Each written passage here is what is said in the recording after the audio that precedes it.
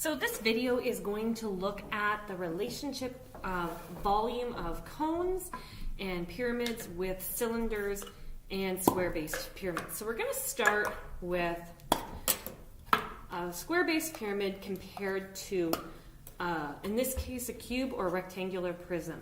So what I want you to think about is how many of these pyramids, these have the exact same face, they share a face, so the square face is the same.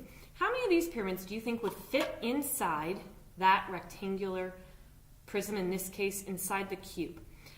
So I just want you to kind of, in your head, make a prediction. Do you think it's 1? Do you think it's 2, 3, 4? How many do you think would fit? So what we're going to do is we're going to actually explore that. We're going to see if I fill that with water. Okay, so that's filled up with water.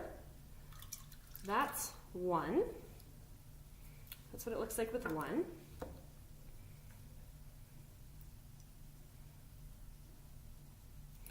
That's what it looks like with 2. Okay.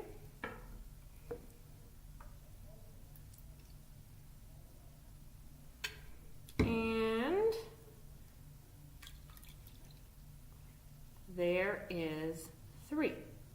So as you can tell, 3 of the pyramids fit inside that cube. Now let's recall the volume of a rectangular prism, or in this case, a cube, is base times height times depth. So if 3 of these pyramids fit inside, to get the volume of a pyramid then, we just have to take the base height and depth, and we need to divide it by 3. So that is the formula for volume of a square-based pyramid. Base height depth divided by 3.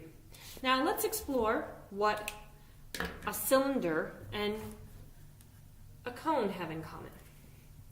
So likewise, these two shapes share the same face. So they both have the same circle that forms their face. What I want you to think about is how many of these cones do you think would fit inside that cylinder? So how many cones would fit in the cylinder? Again, just kind of think to yourself, make a prediction, and we're going to look at same thing. We're going to fill that up. So there's 1 filled up.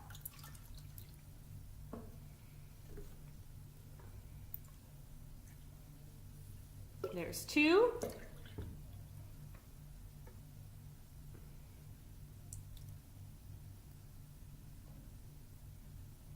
And there is 3. So 3 of these cones fit inside 1 cylinder.